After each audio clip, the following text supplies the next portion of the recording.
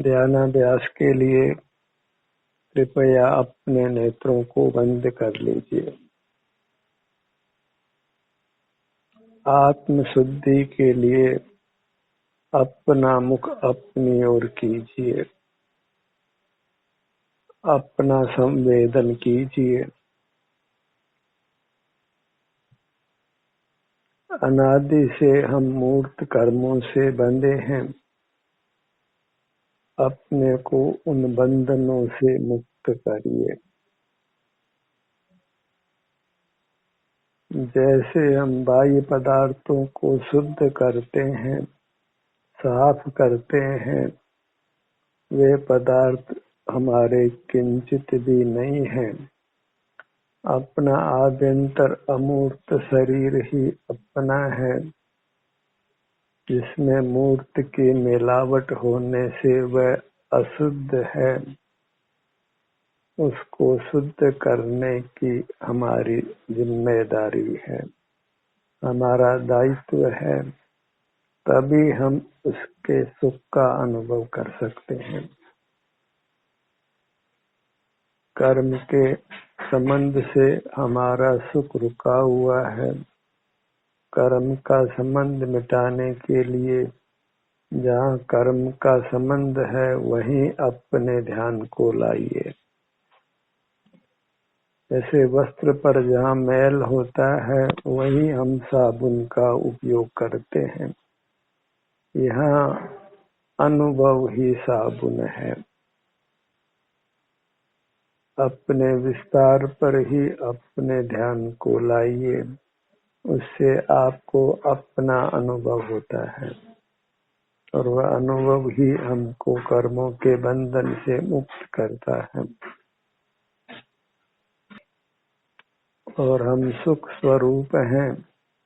अपने सन्मुख होने से मूर्त कर्म का संबंध हटकर हमको अपने उत्तम सुख का अनुभव होता है। और हमें सुख की ही कामना है। हम सुख चाहते हैं।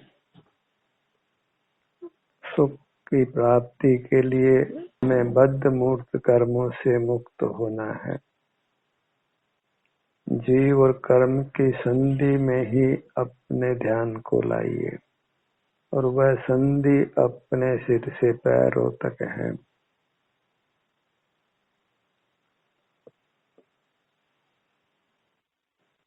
नेत्रों को बंद रखना है, क्योंकि खुले नेत्रों से बाह्य मूर्त पदार्थ ज्ञात होते हैं। मोहोदय से वे सुखद या दुखद अनुभव में आते हैं।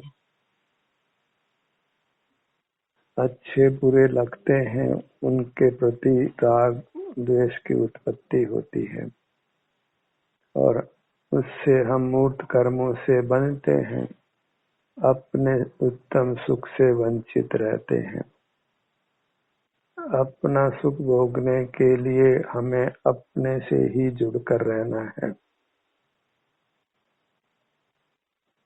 एक बार अपने को मूर्त कर्म के संबंध से मुक्त कर लीजिए, फिर अनंत काल सुख से रहिए। बाहर के तुच्छ कामों को करने से हम कर्मों से ही बंधते हैं और नाना दुखों को प्राप्त करते हैं। जिनागम का इतना ही उपदेश है कि जब तक इंद्रिय ज्ञान जीवित है तब तक दुख जीवित है। इंद्रिय जयी होना है, जिनेंद्र बनना है। उसके लिए मूर्त पदार्थों को देखना जानना बंद करना है। ये जीव मूर्त से बनता है क्योंकि मूर्त को देखता जानता है। मूर्त को देखना जानना जीव का स्वभाव नहीं है। अपना अनुभव करना ही जीव का स्वभाव है। अपना अनुभव अर्थात सुख का अनुभव। जीव आनंद भोजी है। उसका स्वभाव अपने आनंद को भोगना है। परमात्मा केवल अपने सुख का अनुभव करते हैं, जो सुख उत्तम है और अविनाशी है। हमें भी अपने ही सुख का अनुभव करना है, उसके लिए अपने से युक्त रहना है।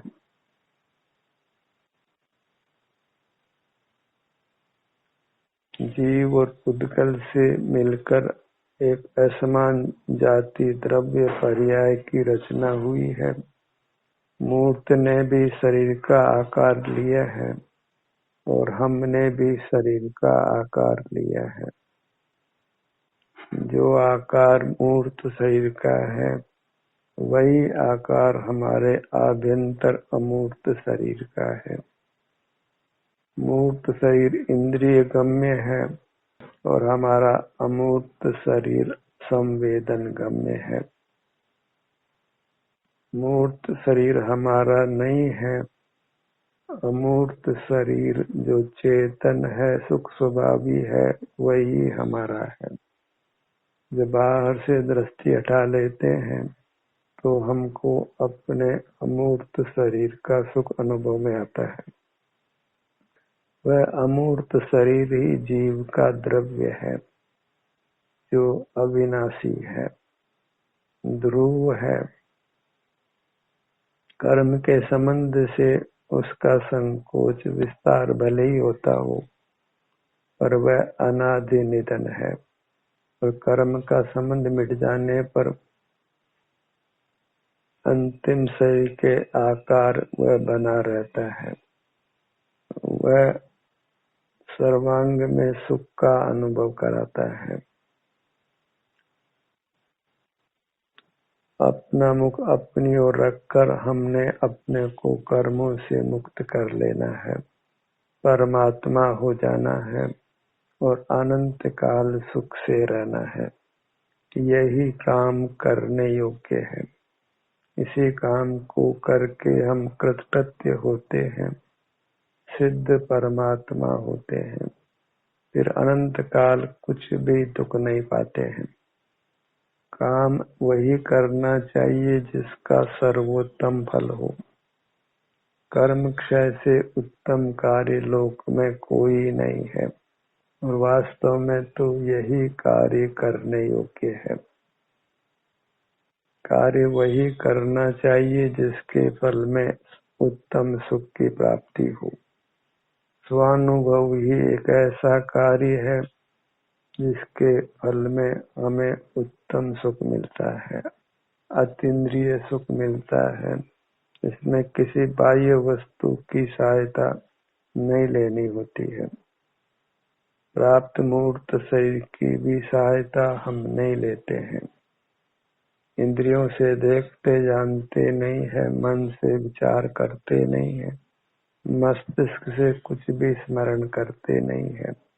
मूर्त शरीर के अंगों पांगों को हिलाते नहीं है, मुंह से बोलते नहीं है।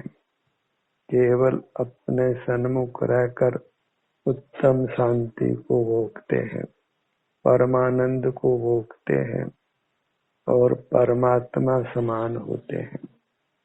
जैसे परमात्मा को सुख का अनुभव होता है, ऐसे ही हम भी अंतर्दृष्टि कर अपनी चिन्मूर्त से युक्त रहते हैं, तो हमको भी आनंद का अनुभव होता है और वह आनंद उत्तरोत्तर बढ़ता ही जाता है। जैसे जैसे कर्म का संबंध मिटता जाता है, वैसे वैसे आनंद भी बढ़ता जाता है और शीघ्र ही पूर्ण आनंद अनुभव में आता है और वह अनंत काल अनुभव में आता है। केवल अपनी मूर्त का अनुभव करना है। बहिर्मुख रहने पर कोई पदार्थ हमें सुख नहीं देता है, इसलिए हम पदार्थों को बदलते हैं।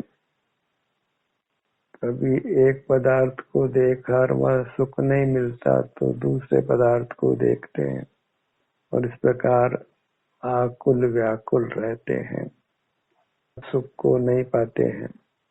क्योंकि मूर्त पदार्थों में सुख नहीं है और अन्य जीवों का सुख दुख हमको अनुभव में आता नहीं है, तो हमें बस अपनी ही शरण है, अपनी अमूर्त चेतन काया की ही शरण है, जिसको आगम भाषा में जीवास्तिकाय कहते हैं। मूर्त काया जैसी अपनी अमूर्त काया होती है। मूर्त काया के अंगों पांगों के आकार ही हमारे अमूर्त अंगों पांगों के आकार होते हैं। ये प्राप्त शरीर के आकार अपना आत्म तत्व अत्यंत पवित्र है, दिव्य है, अचिंत्य सुख शक्ति का धारक देव है। अंतर्दृष्टि कर हमें इसी को अनुभव में लेना है। जब अंतर्दृष्टि करते हैं तो अभी कर्म का संबंध होने से संपूर्ण चिन्ह मूर्त एक साथ अनुभव में वेदन में नहीं आती है, तो हमारा ध्यान इसके किसी भाग पर ही होता है और किसी भाग पर होने पर भी हमको उत्तम सुख का अनुभव होता है, क्योंकि हमारी संपूर्ण अमूर्त काया सुख की ही बनी हुई है। जिस भी भाग पर अपना ध्यान लाएं हमें सुख का ही अनुभव होता है। तो बाहर से ध्यान हटा लेते हैं तो सहज ही अपना अनुभव होने लगता है और अभी कर्म का संबंध होने से एक स्थान पर स्थिर भी नहीं हो पाते हैं, तो अंतर में विहार होता है, विचरण होता है। और आगम की आज्ञा भी यही है, निज में ही नित्य विहार कर, न विहार कर तू परद्रव्य में। सिर से पैरों तक ही अंतर्दृष्टि कर विचरण करिए और अपने सुख का भोग करिए। जैसे परमात्मा आनंद भोजी है, हम भी अपने से युक्त होकर आनंद भोजी रहे। बहिर्मुख रहने से कुछ भी हित सिद्धि नहीं है, सिवाय राग द्वेष के, आकुलता के, कर्म के बंधन के, नाना प्रकार के दुखों को भोगने के। और मनुष्य भाव तो कभी कदाचित मिलता है। तुच्छ योनियों में ही जन्म मरण कर नाना दुख भोगते हैं। हमें अपने को दुखों से मुक्त करना है, उसके लिए पर से युक्त नहीं होकर अपने से ही युक्त होना है। इतना ही मोक्ष का मार्ग है। बस एक संकल्प कीजिए कि बहिर्मुख नहीं रहना है, क्योंकि सुख बाहर नहीं है, अपना सुख तो अपने में है। बाह्य वस्तु में व्यर्थ प्रयास, जग का सुख तो मृग तृष्णा है, झूठे हैं उसके पुरुषार्थ। बाहर का सुख तो दुख पाने पर मिलता है। भूख लगी हो तो भोजन अच्छा लगता है, गर्मी की पीड़ा हो तो कूलर की हवा अच्छी लगती है। और ये सब उपाय पराधीन भी है, और इससे वैश्विक सुख कदाचित मिलता हो, पर अपना स्वाभाविक अतीन्द्रिय उत्तम सुख हमको बहिर्लक्ष्य में नहीं मिल सकता है, नहीं मिलता है। हमें उत्तम सुख चाहिए, अतीन्द्रिय सुख चाहिए, स्वाधीन सुख चाहिए। तो कर्म के संबंध को मिटाना है, और अपने से युक्त रहने से ही कर्म का संबंध मिटता है और अपना ही सुख प्रकट होकर हमारे अनुभव में आता है। किसी पर के आशीर्वाद की, कृपा की आवश्यकता नहीं है, पर की ओर देखना ही नहीं है। पर का स्मरण भी करना नहीं है, पर का विचार भी करना नहीं है। अपने आश्रय से ही हमको सुख का अनुभव होता है। पर के आश्रय में पराधीनता है और पराधीन सपने सुख नहीं। अपना ही अनुभव कर जीव उत्तम सुख पाता है।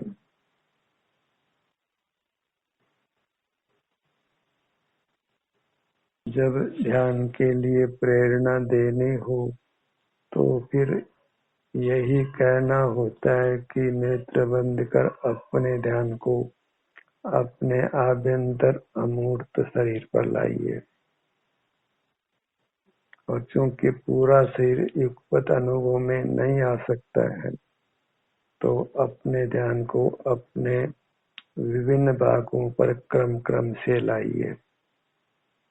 अपने ध्यान को अपने सिर के भाग पर लाइए।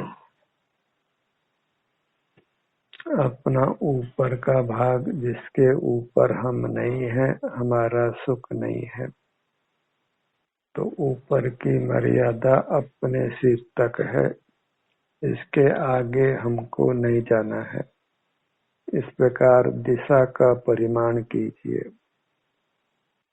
अपने चिन्ह मुहूर्त तक की दिशा को ही हमने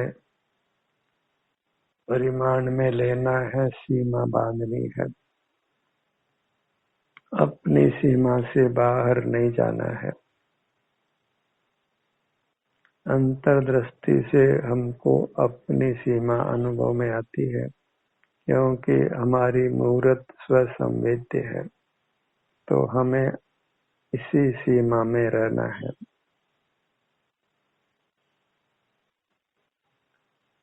यही तक अपने को सीमित रखना है। सुख पाने के लिए इससे परे नहीं जाना है। जहाँ इससे परे जाते हैं वहाँ इंद्रियों की सहायता है और वह पराधीनता है, परतंत्र होना है। और मूर्त पदार्थ ही जानने में आते हैं जो किंचित भी सुख स्वभावी नहीं है। मोहदय से वे सुखद दुखद अनुभव में आकर राग द्वेष उत्पन्न करते हैं। मृगमरीचिका उत्पन्न होती है, जिसके फल में हम बारंबार मरते हैं। और मरण और जन्म ये सब दुख रूप हैं। अपने ध्यान को अपने ललाट भाग पर लाइए।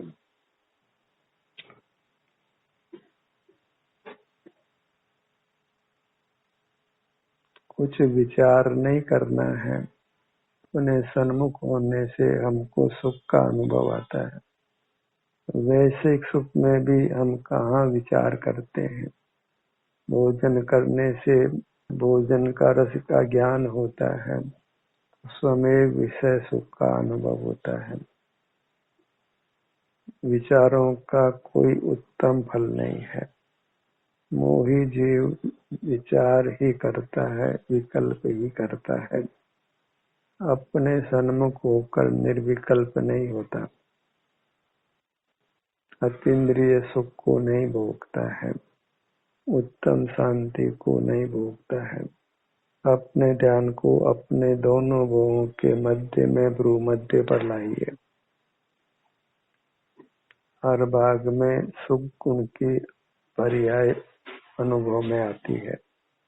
यहाँ आराम की दशा है, वह भी सुख गुण का कार्य है। वेदना है, वह कर्म के संबंध से वह भी सुख गुण का कार्य है। और इसमें किसी पर की सहाय नहीं है।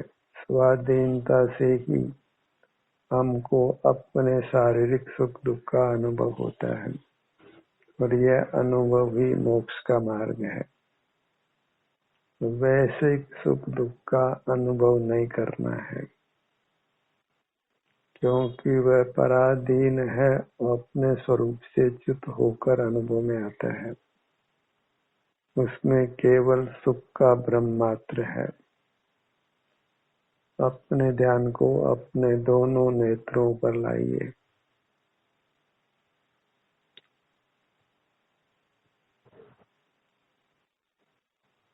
अंतर में ही विहार करना है, अपनी सीमा में, अपनी मर्यादा में, जिसका हमने उल्लंघन नहीं करना है। खुले नेत्रों की मुद्रा अच्छी नहीं है।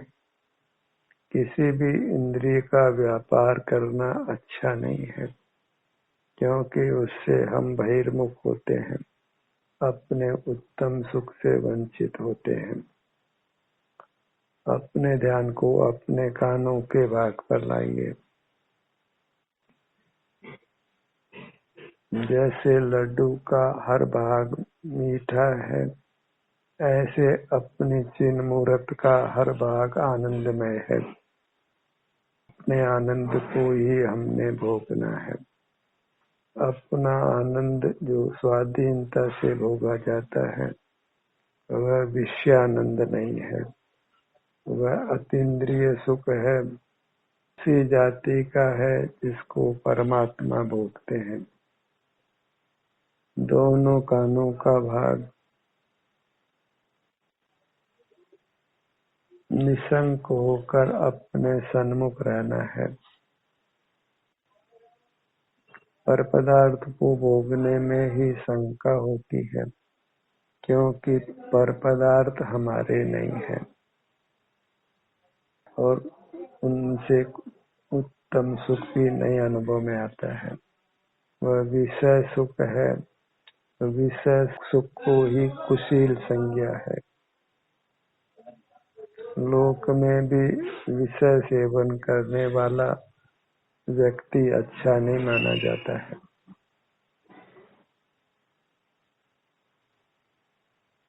बंद नेत्रों से अंतर्दृष्टि की मुद्रा ही अच्छी दिखाई देती है। इस जीव की शोभा स्वानुभूति से ही होती है। अपने से युक्त रहे और पद से विभक्त रहे, वही जीव सुख का अनुभव करता है। अपने ध्यान को अपनी नासिका भाग पर लाइए। नासाग्र दृष्टि बनिए। अपने प्रदेशों के सन्मुख रहना है। अपना ही सेवन करना है, जिसमें हम स्वाधीन हैं और वह सुख भोगना निर्दोष है। पर से निर्दोष सुख नहीं मिलता है। विषय सुख भी पर से नहीं मिलता है। पर के लक्ष्य से होने से हमको यह भ्रम होता है कि सुख पर से मिलता है, क्योंकि विषय सुख रूपी हमारी चिन्ह मूर्त ही परिणमन करती है। विषय सुख भी हमारे भीतर से ही आता है, विषयों के भीतर से नहीं आता है। और आदान प्रदान तो पदार्थों में हो सकता ही नहीं है। अपने ध्यान को अपने दोनों होठों के भाग पर लाइए।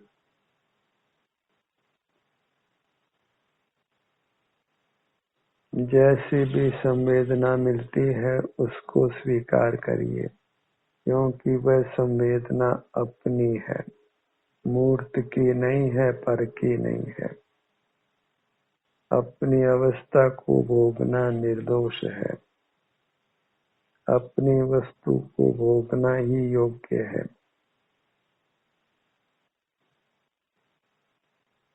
यही अभिन्न साधन साध्य भाव है। जहाँ सुख का साधन भिन्न नहीं है, वही साधन निर्दोष है, ग्राह्य है। अपने ध्यान को मुख के भीतर तालु भाग पर लाइए।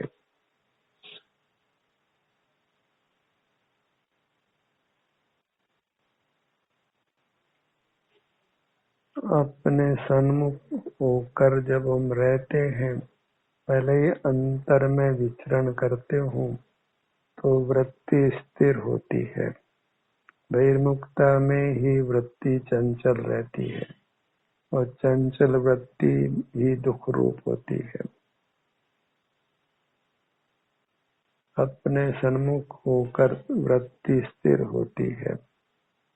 काल भी मानो थम जाता है।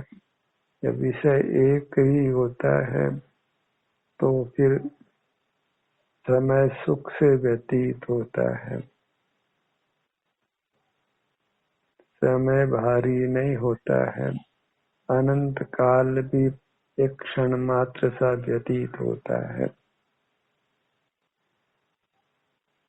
पर को पाने में ही समय लगता है और हमको प्रतीक्षा का समय दुख रूप होता है। और अपनी मूर्त को पाने के लिए प्रतीक्षा नहीं करनी पड़ती है, क्योंकि वह सदा ही उपलब्ध है, आप ही है। अपने ध्यान को अपने सीने के भाग पर लाइए। हृदय स्थान पर आइए।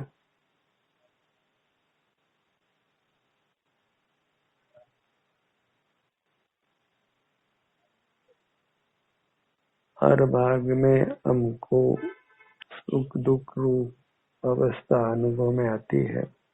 दुख तो कर्म के संबंध से है, अन्यथा अपनी मूर्त में कहीं भी दुख का अनुभव नहीं हो सकता है, क्योंकि हमारी मूर्त दुख स्वभावी नहीं है, एकांत सुख स्वभावी है, सर्वांग सुख की ही बनी हुई है।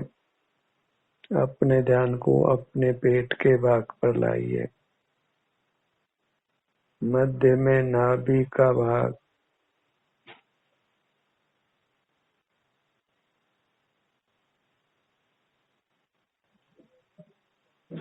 अपने सन्मुख होने से स्थिरता होती है और स्थिरता ही सुख रूप होती है।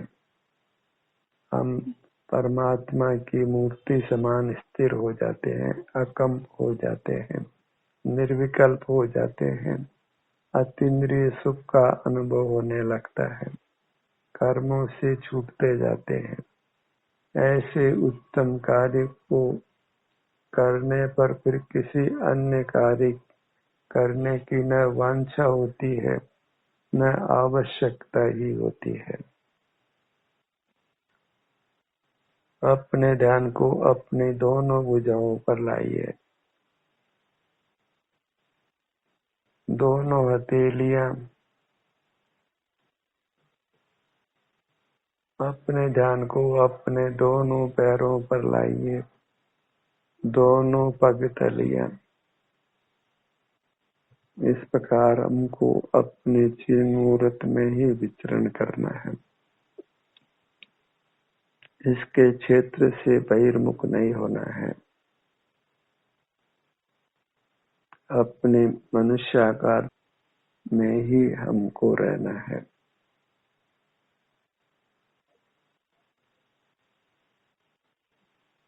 क्षेत्र का परिमाण करिए, उस क्षेत्र से परे जाना योग्य नहीं है।